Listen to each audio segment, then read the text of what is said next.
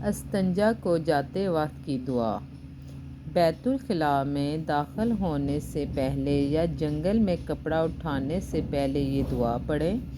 دیکھیں، گھروں میں تو بیت الخلاء ہوتے ہیں، لیکن جب ہم کہیں گاؤں وغیرہ میں جاتے ہیں یا کہیں سیر کرنے جاتے ہیں تو وہاں پر جنگل ہوتا ہے، اور جنگل میں کوئی کپڑا پڑا ہو ٹھیک ہے، نہیں تو کوئی مٹی کا ڈھیلا ہو تو اس سے بھی ہم یہ کر سکتے ہیں۔ اس وجہ سے یہ ویڈیو میں نے آج بنائی ہے کہ آپ کو بتاؤں کہ استنجا کو جاتے وقت بھی دعا پڑھتے ہیں، استنجا سے فراغت کے بعد بھی دعا پڑھی جاتی ہے۔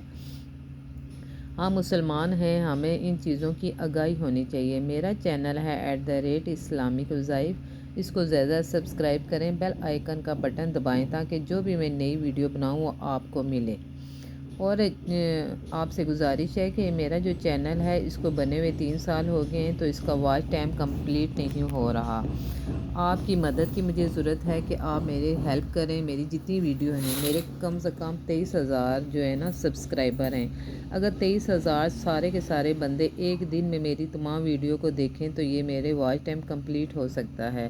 اس لیے آپ اس سلسلے میں ذرا میری ہیلپ کریں، کیونکہ آپ کو پتہ ہے کہ میرا جو چینل ہے اس میں تمام وظائف قرآنی آیات اور حدیث کے مطابق بتائے جاتے ہیں، اور آپ کو پتہ ہے کہ اچھی بات کو شیئر کرنا بتانا صدقہ جاریہ ہے۔ اگر آپ میری جو ویڈیو زیادہ دیکھیں گے، اس کے واچ ٹائم کمپلیٹ کرنے میں مدد کریں گے تو آپ اس صدقے میں شریک ہوں گے۔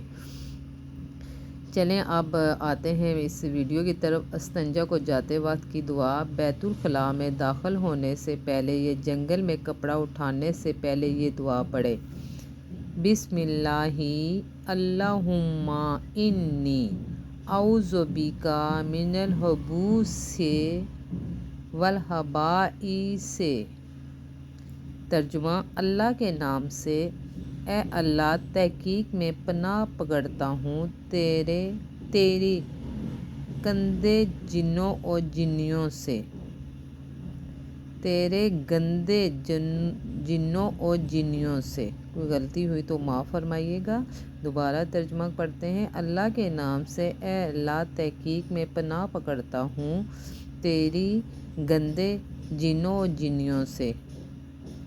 مسئلہ: بایاں پاؤں بیت الخلاء میں پہلے داخل کریں اور قبلے کی طرف منہ اور پیٹھ کر کے نہ بیٹھیں۔ دیکھیں، ہمارے جتنے باتھ روم ہیں ان کو اس طرح بنانا چاہیے کہ قبلے کی طرف نہ ہمارا منہ ہو اور نہ پیٹھ ہو۔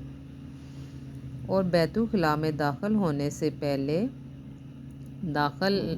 جب بیت الخلاء میں داخل ہو تو پہلے ہم نے بایاں پاؤں اندر کرنا ہے، اس کے بعد قبلے کی طرف منہ اور پیٹھ کر کے نہ بیٹھیں۔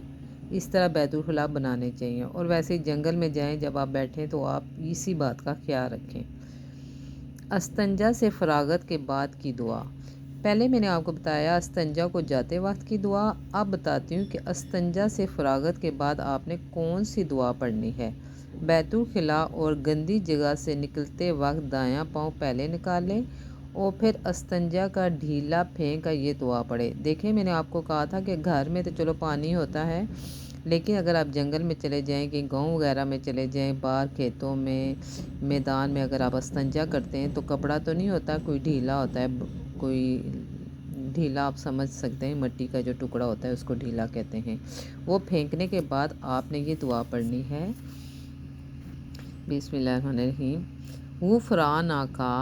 غفرانک الحمدللہ الذی اذھب عنی العذاب وعافانی۔ ترجمہ: میں تیری بخشش چاہتا ہوں، سب تعریف ہے اللہ کے لیے جس نے دور کی مجھ سے گندگی اور مجھے عافیت عطا فرمائی۔ سبحان اللہ، سبحان اللہ۔ دیکھیں، ایک دفعہ پھر پڑھ کے میں آپ کو سناتی ہوں۔ غفرانک الحمدللہ الذی اذھب عنی العذاب وعافانی۔ میں تیری بخشش چاہتا ہوں، سب تعریف ہے اللہ کے لیے جس نے دور کی مجھ سے گندگی اور مجھے عافیت عطا فرمائی۔ دیکھیں ہمارے اسلام میں ہے کہ جب ہم استنجا کو جائیں تو یہ دعا پڑھیں، اور جب استنجا سے فارغ ہو جائیں تو یہ دعا پڑھیں۔ بیت الخلاء میں داخل ہوتے وقت آپ بایاں پاؤں اندر رکھیں، اور بیت الخلاء سے نکلتے وقت آپ دایاں پاؤں بائیں رکھیں۔ یعنی داخل ہوتے وقت بایاں پاؤں اندر کریں، اور جب باہر نکلیں تو دایاں پاؤں باہر کی طرف نکالیں۔ اندر داخل ہوتے وقت بایاں پاؤں رکھیں، اور باہر نکلتے وقت دایاں پاؤں رکھیں۔ سمجھیے آپ، اور ہمیں اپنے قرآن حدیث میں جو اللہ تعالیٰ نے حکم دیا ہے اس کے مطابق چلنا چاہیے، اس کے مطابق ہمیں زندگی گزارنی چاہیے تاکہ آسانیاں ہوں۔ میں آپ کو ایک واقعہ بتاتی ہوں کہ ایک عورت نے بتایا تھا کہ اس کے ساتھ کچھ جنات وغیرہ تھے، لیکن اس نے جب 5 وقت کی نماز پڑھنی شروع کی، اور کبھی کبھی اس سے نماز پڑھنے نہیں ہوتی تھی لیکن پھر بھی وہ باوضو رہتی تھی۔ جب اس نے باوضو رہنا شروع کر دیا تو جنات اس کو چھوڑ کے بھاگ گئے، کیونکہ جو جن ہوتے ہیں، جو جنیاں ہوتی ہیں، بھوت ہوتے ہیں، وہ عموماً گندی جگہ پہ رہتے ہیں، اور گندے جو لوگ رہتے ہیں ان کے ساتھ چپکے رہتے ہیں۔ اس لیے آپ سے گزارش ہے کہ آپ باوضو رہا کریں۔ اگر آپ کو یہ میری ویڈیو اچھی لگی ہے اس کو لائک کریں، کم سے کم اس کو 10 بندوں میں شیئر کریں، اور واچ ٹائم کمپلیٹ کرنے میں میری مدد کریں۔ اچھا، اللہ حافظ۔